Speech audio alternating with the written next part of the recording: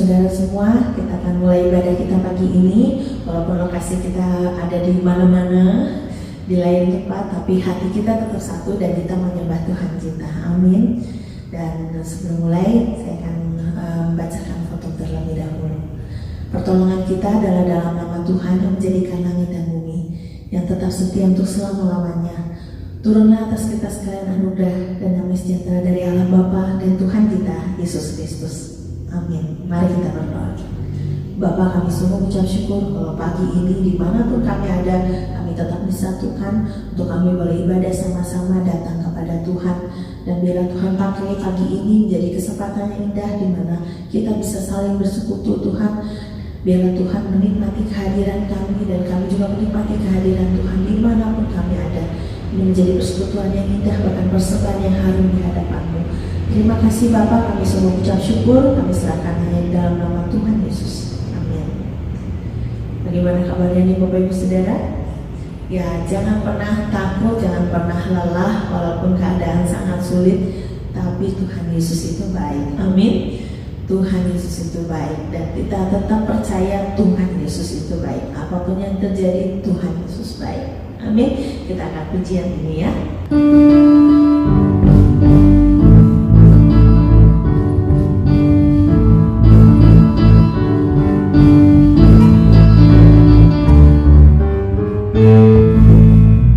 Tiada berkesudahan kasih setiamu Tuhan, selalu baru rahmat-Mu bagiku.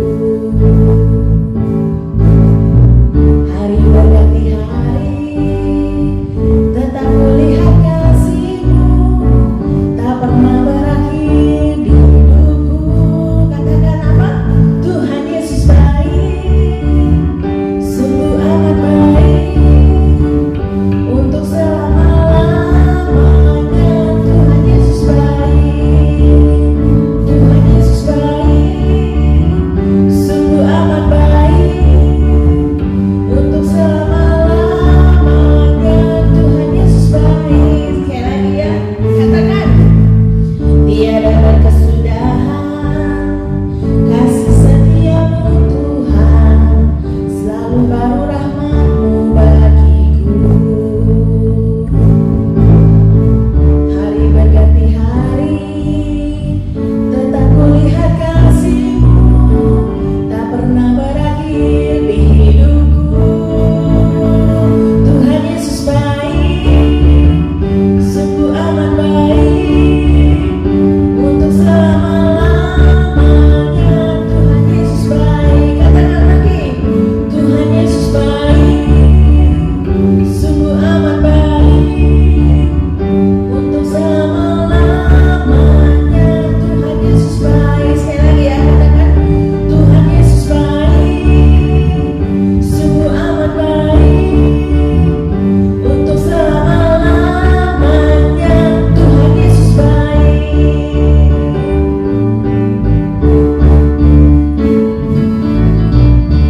Amin. Mari saat ini kita akan membaca firman Tuhan yang diambil dari 2 Korintus pasal yang ke-6 ayat yang ke-11 hingga ayat yang ke-7. 2 Korintus pasal yang ke-6 ayat yang ke-11 hingga pasal 7 ayat yang pertama. Mari kita membacanya secara bergantian ya. Saya akan membacakan ayat ke-11, nanti Bapak Ibu Saudara ayat yang ke-12 dan demikian seterusnya sampai ayat bagian dari firman Tuhan ini selesai. Mari kita akan bacanya. Jangan ada lagi noda kekafiran. Hai orang Korintus, kami telah berbicara terus terang kepada kamu, hati kami terbuka lebar-lebar bagi kamu.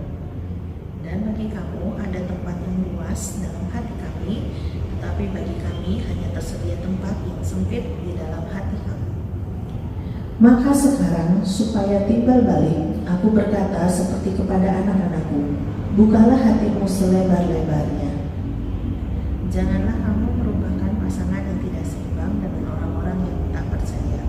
Sebab persamaan apakah terdapat dalam kebenaran dan kedurhakaan, atau bagaimanakah terang dapat bersatu dengan gelap? Persamaan apakah yang terdapat antara Kristus dan Belial? Apakah bagian bersama orang-orang percaya dengan orang-orang tak percaya? Apakah hubungan baik Allah dengan berhala? Karena kita adalah baik dari Allah yang hidup menurut firman Allah ini. Aku akan diam bersama-sama dengan mereka dan hidup di tengah-tengah mereka. Dan aku akan menjadi Allah mereka dan mereka akan menjadi umatku. Sebab itu keluarlah kamu dari antara mereka dan pisahkanlah dirimu dari mereka, firman Tuhan. Dan janganlah menjamah apa yang najis, maka aku akan menerima kamu. Dan aku akan menjadi bapamu, dan kamu akan menjadi anak-anakku laki-laki dan anak-anakku perempuan. Demikianlah firman Tuhan yang Maha Kuasa. Mari ayat pasal 7 yang pertama kita baca sama-sama ya. Saudara-saudaraku yang kekasih, karena kita sekarang memiliki janji-janji itu, marilah kita menyucikan diri kita dari semua pencemaran jasmani dan rohani, dan dengan demikian menyempurnakan kekudusan kita dalam takut akan Allah. Puji Tuhan. Mari sekarang saya undang Bapak Ibu Saudara untuk bangkit berdiri. Kita akan mengaku iman kita di hadapan Tuhan. Pengakuan iman rasuli. Aku percaya kepada Allah, Bapa yang Maha Kuasa, Khalik langit dan bumi, dan kepada Yesus Kristus, Anaknya yang tunggal Tuhan kita, yang dikandung daripada Roh Kudus, lahir dari Andara Maria, yang menderita sengsara di bawah pemerintahan Pontius Pilatus, disalibkan, mati dan dikuburkan, turun ke dalam kerajaan maut. Pada hari yang ketiga, bangkit pula dari antara orang mati, naik ke surga, duduk di sebelah kanan Allah, Bapa yang Maha Kuasa, dan dari sana yang akan datang untuk menghakimi orang yang hidup dan yang mati. Aku percaya kepada Roh Kudus, gereja yang kudus dan am, persekutuan orang kudus, pengampunan dosa, kebangkitan orang mati, dan hidup yang kekal. Amin. Mari sekarang kita akan siapkan hati kita untuk mendengarkan firman Tuhan. Marilah kita yang sudah percaya kepada Tuhan meninggikan Tuhan dalam kehidupan kita. Buat kita makin dalam bersama dengan Tuhan, tapi Tuhan makin tinggi dalam kehidupan kita. Mari kita angkat pujian ini.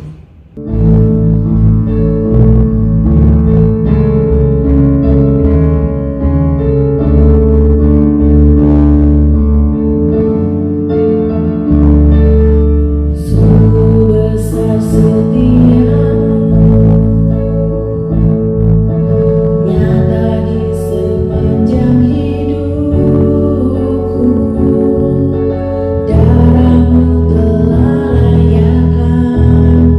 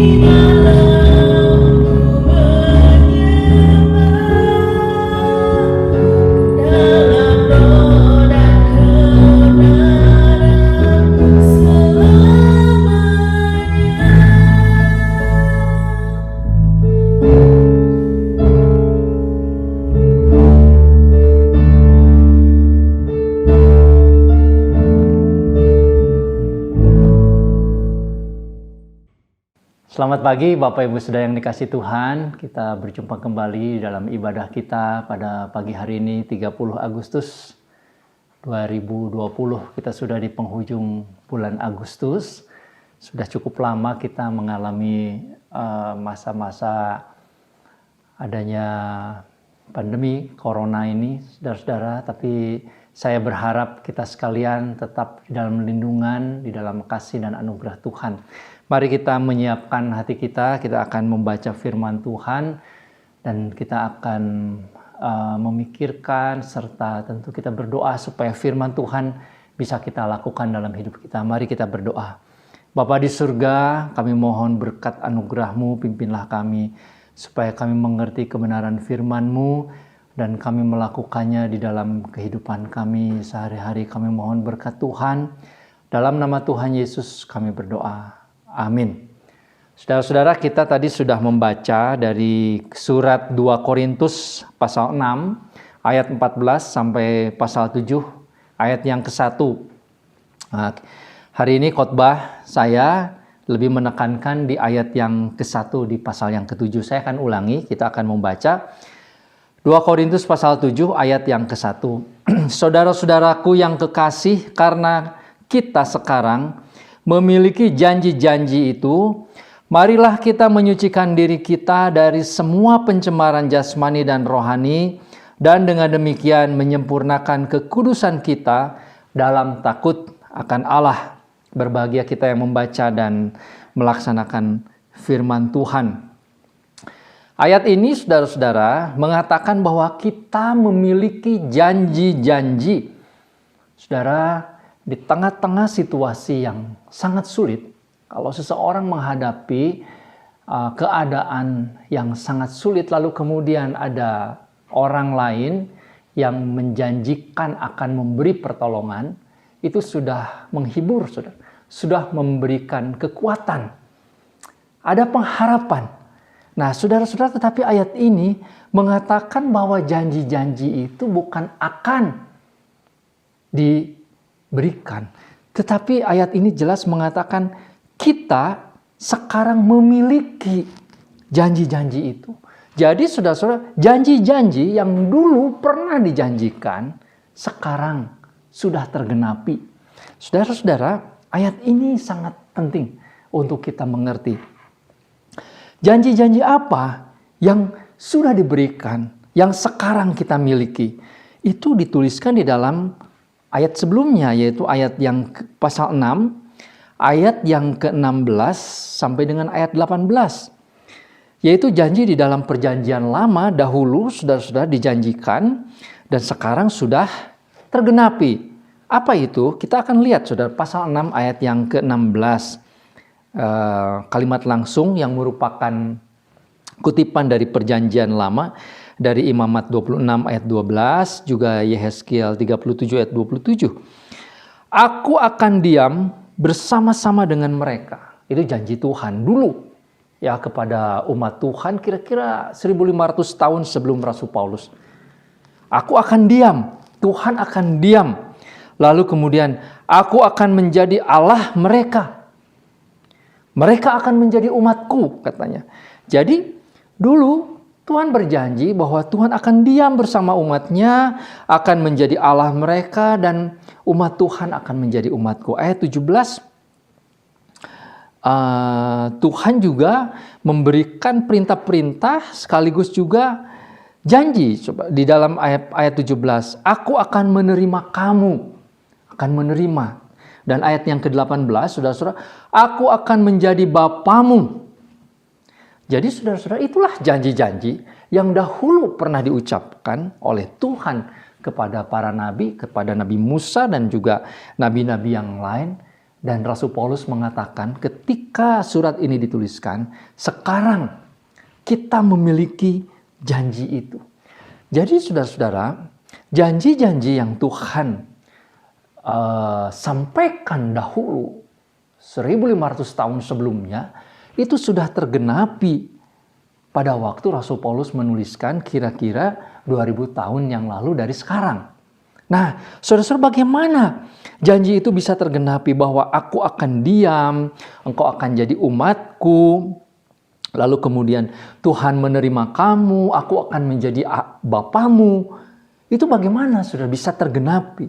Nah, kalau kita membaca perjanjian baru secara keseluruhan, kita mengerti saudara-saudara bahwa itu semua tergenapi melalui kedatangan Tuhan Yesus, melalui karya Yesus di salib, melalui kebangkitannya, melalui kemuliaannya di dalam dunia ini. Saudara-saudara, dengan kedatangan Tuhan Yesus, maka kita orang-orang yang berdosa, orang-orang yang dahulu jauh dari Tuhan, diasingkan, dipisahkan dari Tuhan, sekarang menjadi umat Tuhan. Sekarang diterima. Bahkan kita bisa menyebut Allah pencipta langit yang tak terhampiri itu pada awalnya itu adalah Bapa kita. Jadi saudara-saudara, itulah janji-janji yang Tuhan berikan. Saudara yang dikasihi Tuhan, seringkali kita lupa akan hal ini. Seringkali kita menganggap bahwa hidup kita ini begitu susah di dalam situasi pandemi ini, barangkali begitu. Ya, seolah-olah kita sendiri, susah sendiri, mengalami penderitaan sendiri, memang saudara tidak ada orang yang mungkin terlalu simpati. Kalau simpati juga tidak mampu menolong karena mereka juga punya kesusahan sendiri. Tetapi saudara-saudara, sebetulnya kita sekarang ini memiliki janji itu. Kita sekarang bisa berjumpa dengan Allah Sang Pencipta, Bapa kita. Tuhan menerima kita. Nah, Allah itu bersama-sama dengan kita. Karena Tuhan Yesus yang menebus dosa kita sehingga kita dikembalikan. Kita masuk kembali di dalam persekutuan dengan Tuhan Allah. Saudara-saudara yang dikasihi Tuhan, janji-janji ini penting untuk kita mengerti, dan ini bukan janji yang akan kita dapatkan nanti, tetapi janji yang sudah kita dapatkan. Janji yang dahulu sudah dijanjikan dan sekarang kita sudah memilikinya. Nah, saudara, apa artinya janji-janji itu di dalam konteks ayat-ayat ini? Nah, saudara-saudara, di dalam ayat-ayat ini kepada umat Tuhan di Korintus, di kota Korintus, Rasul Paulus mengerti sekali orang-orang atau jemaat di Korintus itu bukan jemaat yang kuat dan besar kalau dibandingkan dengan masyarakatnya. Kota Korintus itu kota yang sangat padat, ramai, kota yang intelektual boleh dikatakan. Saudara-saudara, barangkali kalau kita bandingkan mungkin seperti negara-negara di Eropa lah pada umumnya. Yang mungkin demikian, yang kaya, pendidikan tinggi dan lain sebagainya. Nah, jemaat Tuhan tinggal di tengah-tengah situasi itu. Sehingga saudara-saudara, pertentangan, perbedaan, tantangan, bahkan ancaman-ancaman mereka alami bukan hanya secara fisik, tetapi terutama di dalam hal-hal yang berkaitan dengan iman mereka. Saudara-saudara, orang-orang Korintus menyembah berhala. Orang-orang Korintus itu mempunyai filsafat hidup yang berbeda dengan iman Kristen. Dan mereka menantang itu. Orang-orang di Korintus itu orang-orang yang kaya, orang-orang yang mempunyai mungkin secara politik bisa menekan, bisa memojokkan orang-orang Kristen, memaksa mereka untuk kembali menyembah kepada apa yang menjadi kepercayaan mereka. Itu sebabnya kalau saudara baca di dalam ayat yang ke-14, Rasul Paulus mengingatkan, kamu ini, hei jemaat Korintus, adalah jemaat yang sudah dikuduskan, sudah dicucikan, sudah ditebus oleh Tuhan, sudah diambil menjadi milik Tuhan. Jadi tidak ada lagi persamaan dengan orang-orang yang belum percaya kepada Tuhan. Maka saudara-saudara membaca di dalam ayat 14, Rasul Paulus bertanya, apa persamaannya katanya antara kebenaran dengan kedurhakaan? Artinya, jemaat di Korintus berada di tengah-tengah kedurhakaan. Bagaimana bisa bersatu terang dengan gelap? Artinya, saudara-saudara, orang-orang Korintus pada waktu itu berada di tengah-tengah kegelapan secara mindset ya. kegelapan secara pola pikir, secara iman. Hidup di tengah-tengah kegelapan. Antara Kristus dengan Belial, dengan kuasa iblis. Mereka berada di tengah-tengah orang-orang yang menyembah iblis, yang percaya kepada iblis, yang berharap kepada kekuasaan iblis, harta benda dan lain sebagainya, hal-hal duniawi. Nah, saudara-saudara, Rasul Paulus mengatakan kamu sudah terpisah. Kamu sudah dipisahkan. Karena itu, saudara-saudara yang dikasihi Tuhan, pasal 7 ayat 1, Rasul Paulus mengingatkan, kita tidak perlu takut di tengah-tengah dunia yang gelap, bengkok, yang penuh dengan kenajisan, hawa nafsu, perlawanan dan pemberontakan kepada Allah, di tengah-tengah orang-orang yang melawan Allah dan mengajak kita untuk melawan kepada Sang Pencipta, kita tidak perlu takut, tetapi justru Rasul Paulus mengajak, mari kita menyucikan diri kita. Saudara-saudara, menyucikan diri kita itu seperti gambarannya seperti di dalam perjanjian lama dulu. Kalau dulu saudara-saudara ketika Tuhan Yesus belum menggenapi secara sempurna penyucian, pembersihan dari dosa, maka orang-orang Israel diajar kalau berdosa mereka harus datang kepada imam lalu membawa korban. Kalau ada dosa, ada kesalahan, mereka datang kepada imam, mempersembahkan korban, meminta ampun dari Tuhan, dan Tuhan mengampuni mereka. Nah, tetapi sekarang kita mempunyai imam besar yang agung. Surat Ibrani mengatakan itu, saudara, yaitu Yesus Kristus yang sudah mati disalibkan. Dia sebagai anak domba Allah, tetapi juga sekaligus dia sebagai imam yang mengantarai kita. Sehingga saudara-saudara kita bisa datang kepada dia, meminta ampun atas segala dosa-dosa kita, dari segala pencemaran jasmani dan rohani. Ya, jasmani dan rohani jangan dipisah-pisah, berarti ini sudah keseluruhan hidup kita. Kadang-kadang itu masuk di dalam pikiran, pencemaran. Kadang-kadang itu kita lakukan secara jasmani di dalam perbuatan-perbuatan kita. Kadang-kadang bersama-sama, saudara, antara jasmani dan rohani bersama-sama di dalam dosa. Dan itulah pengalaman hidup kita hari demi hari. Saudara, kita terus-menerus mengalami pertarungan dengan kuasa-kuasa kegelapan yang tidak kita lihat yang ada di udara itu. Hawa nafsu jahat itu, saudara, yang terus-menerus menghimpit dan mendorong kita untuk berbuat dosa. Dan seringkali atau kadang-kadang kita jatuh juga di dalam dosa. Maka saudara, Rasul Paulus mengatakan, kita kan sudah punya janji itu. Janji bahwa Tuhan sudah menerima kita. Bahwa dia sudah mengampuni segala dosa-dosa kita. Dia sudah membersihkan kita dari segala dosa. Maka mari kita menyucikan diri kita. Dengan cara apa? Kita datang kepada Tuhan. Kita meminta ampun kepada dia. Seperti orang-orang Israel pada waktu dulu. Maka kita sekarang harus datang kepada Tuhan. Saudara-saudara, dengan rendah hati. Dengan kesadaran yang sungguh-sungguh. Dengan penyesalan yang mendalam. Dengan air mata. Penyesalan kita berdosa dan kita mohon Tuhan terus-menerus menyucikan, menyempurnakan kekudusan kita di dalam takut akan Allah. Saudara, ayat ini menurut saya penting untuk kita pahami saat ini. Mengapa? Di tengah-tengah pandemi ini, saudara, memang kita mengevaluasi, kita mungkin introspeksi diri, ya. Barangkali secara politik bangsa ini juga belajar bagaimana menata diri sebagai negara di tengah pandemi. Tetapi secara pribadi orang-orang Kristen, saya pikir ada satu hal yang perlu kita introspeksi, yaitu diri kita di hadapan Allah. Saudara-saudara, ini adalah kesempatan. Saat ini adalah kesempatan kita untuk melihat kembali, mereview lagi, mengevaluasi lagi kehidupan kita di masa-masa yang lalu.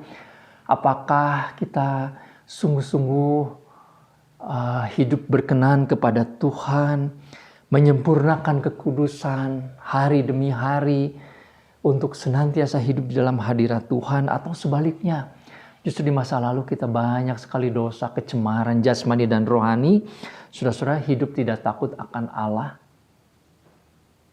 dan Tuhan mau supaya kita kembali datang kepadanya. Saudara, jangan kita memikirkan saja mengenai hal-hal jasmani kita, soal usaha, tentu kita harus pikir itu, tetapi jangan itu saja. Kita harus memikirkan kemajuan, masa depan anak-anak kita. Oke, itu tanggung jawab kita mungkin sebagai orang tua. Tetapi saudara, mari kita juga terutama memikirkan, mengevaluasi diri, dan menyucikan diri kita. Kalau istilah yang dipakai di sini, menyucikan didasarkan atas janji-janji yang sudah Tuhan genapi. Artinya kita percaya bahwa Tuhan Yesus sudah menerima kita. Maka kita datang kepada Dia dengan ketulusan hati dan permintaan pengampunan. Dan Tuhan yang akan menyucikan kita. Saudara-saudara, ada berkembang satu teologi lah katakan ya, atau pemahaman teologis dari sekelompok orang tertentu yang menganggap bahwa ketika Yesus mati disalibkan, maka semua dosa kita itu sudah selesai. Yang lalu dan yang akan datang. Sehingga kita sekarang menjadi orang yang bebas, tidak perlu lagi memperhatikan hidup kita atau meminta ampun kepada Tuhan. Saudara-saudara, nampaknya ini seperti sesuatu yang rohani. Tetapi saudara-saudara, kematian Tuhan Yesus disalib, darahnya yang suci, yang dikorbankan untuk kita, yang dicurahkan untuk menembus dosa kita, itu darah yang sangat mahal. Darah yang tak terbeli oleh apapun, tak terbandingkan dengan apapun yang ada di dalam dunia. Sehingga pengorbanan Tuhan Yesus itu saudara-saudara haruslah dibarengi dengan kesungguhan kita untuk hidup suci, hidup kudus di hadapan Tuhan. Dan mungkin kita gagal. Mungkin kita jatuh berkali-kali. Dan itu sebabnya saudara, kita harus datang kepada Tuhan, meminta ampun, meminta Tuhan yang menyucikan kita kembali. Meminta Tuhan yang menyempurnakan kita ya di dalam kekudusan, dalam takut akan Tuhan, supaya hidup kita semakin hari semakin berkenan, hidup kita semakin hari semakin hidup di dalam anugerah Tuhan. Maka saudara-saudara, kalau itu yang kita lakukan, kita percaya sebagaimana yang Tuhan katakan, Dia adalah Bapa kita, bahwa kita diterima sebagai umat Tuhan. Menjalani kehidupan di tengah-tengah situasi ini, Tuhan akan memberikan kekuatan, akan memberikan iman, akan memberikan perlindungan. Ya, sehingga kita mampu untuk menjalani kehidupan ini dengan baik. Nah saudara-saudara, beberapa tahun yang lalu saya bersama kawan-kawan waktu masih remaja, mungkin berarti sekitar 30 tahun lebih yang lalu, itu punya kelompok vokal grup waktu masih SMA kalau tidak salah saudara-saudara ya. Dan beberapa hari yang lalu kami rindu untuk memuji Tuhan lagi.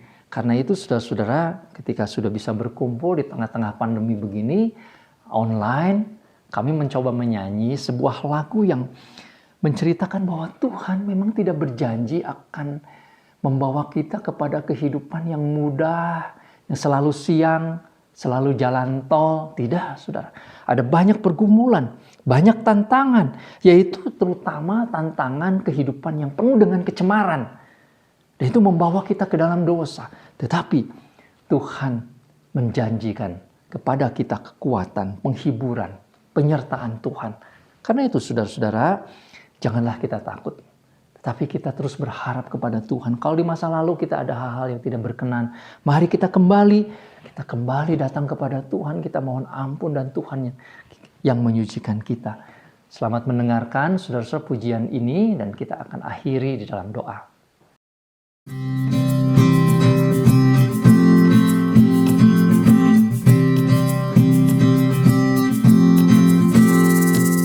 Tuhan telah menjanjikan langit kan selalu biru dan jalan kehidupan yang terus melaju.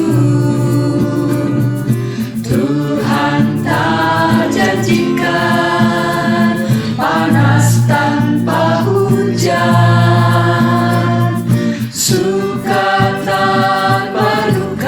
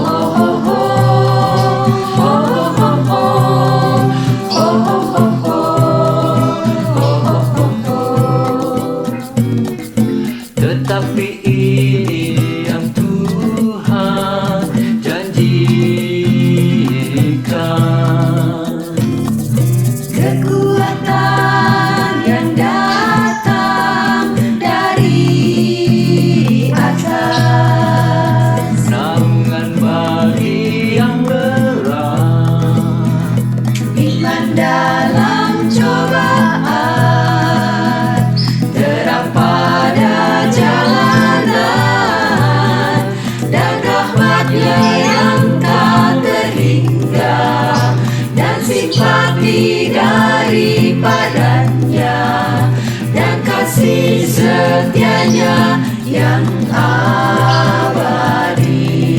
La la la la, la la la la, la la la la, haleluya. La la la la, la la la la, la la la la,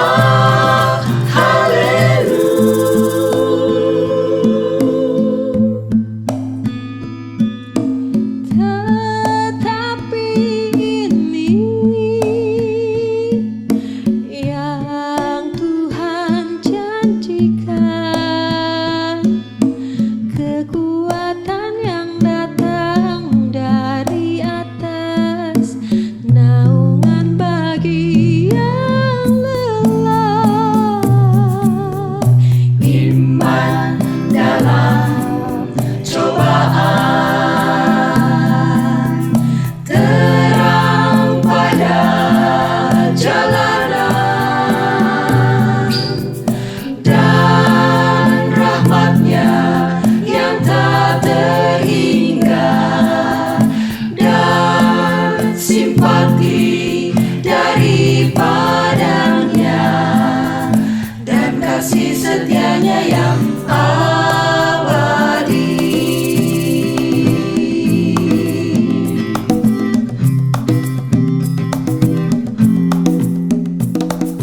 Tuhan tak menjanjikan hidup yang selalu lancar, tanpa gunung dan lembah, hutan belukar. Tuhan tak janjikan siang tanpa malam, tawa tanpa tangis, kelemahan tanpa lawan. Tuhan tak menjanjikan perjalanan yang mudah, tanpa awan gelombang, tanpa tantangan.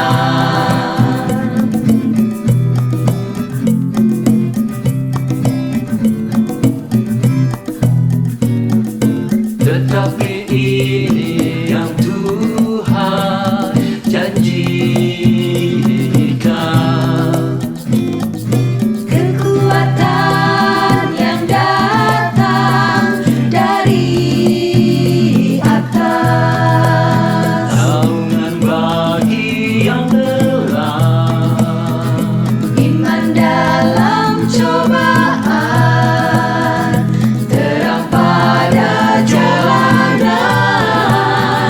dan rahmat-Nya yang tak terhingga, dan simpati daripadanya, dan kasih setia-Nya yang abadi. La la la la, la la la la, la la la la, haleluya. La la la la, la la la la, la la la la, haleluya. Mari saudara kita berdoa. Bapa di surga, Tuhan pencipta langit dan bumi, kami mengucap syukur karena kami memiliki janji-janji. Janji yang luar biasa yang membawa kami kembali datang kepada Tuhan, menjadi umat Tuhan, menjadi milik Tuhan, dan Engkau adalah Bapa kami. Sehingga ya Tuhan, kami tidak perlu takut di dalam menjalani hidup ini. Kami bisa tetap berharap kepada Tuhan untuk kehidupan kami, untuk masa depan kami di tengah-tengah pandemi ini. Terlebih lagi ya Tuhan, kami mempunyai Bapa yang mengampuni segala dosa dan kesalahan kami di masa-masa yang lalu. Tuhan tolonglah supaya kami hidup benar, hidup taat, hidup berkenan kepada Tuhan. Mampukan kami di dalam iman untuk senantiasa hidup di dalam kebenaran. Dalam nama Tuhan Yesus kami berdoa dan mengucap syukur. Amin. Tuhan memberkati. Puji Tuhan, firman Tuhan yang disampaikan biar itu membangun dan membangkitkan semangat iman kita percaya kepada Tuhan.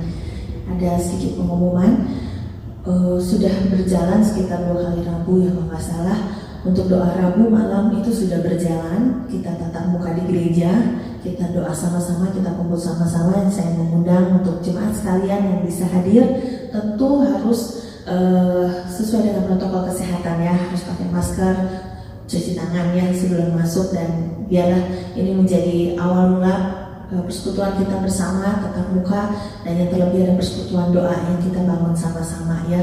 Dan kalau ada pokok-pokok doa dari Bapak Ibu yang ingin didoakan, boleh disampaikan, nanti kita akan dukung dalam doa. Terima kasih. Sekian ibadah kita pagi ini, mari kita akan tutup ibadah dengan pujian doksologi, kemudian doa berkat akan disampaikan oleh Ibu, kemudian disambut dengan pujian amin.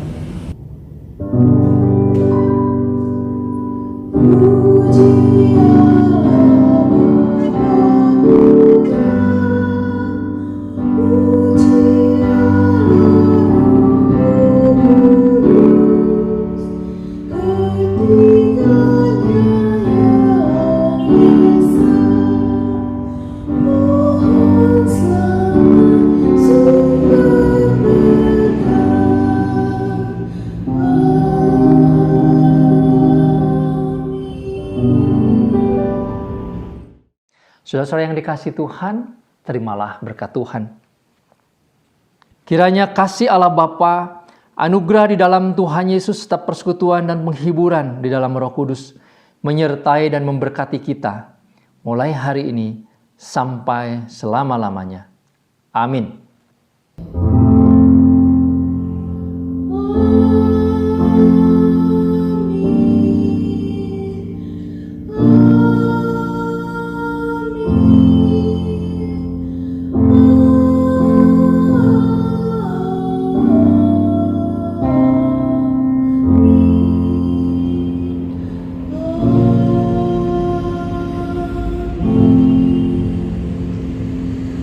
Terima kasih untuk ibadah pagi ini, dan bersyukur sekali kita boleh ibadah sama-sama ya walaupun berjauhan, dan semoga kita ada satu waktu kita bisa kumpul sama-sama lagi, kita ibadah sama-sama lagi di gereja, tapi tentu dengan protokol kesehatannya.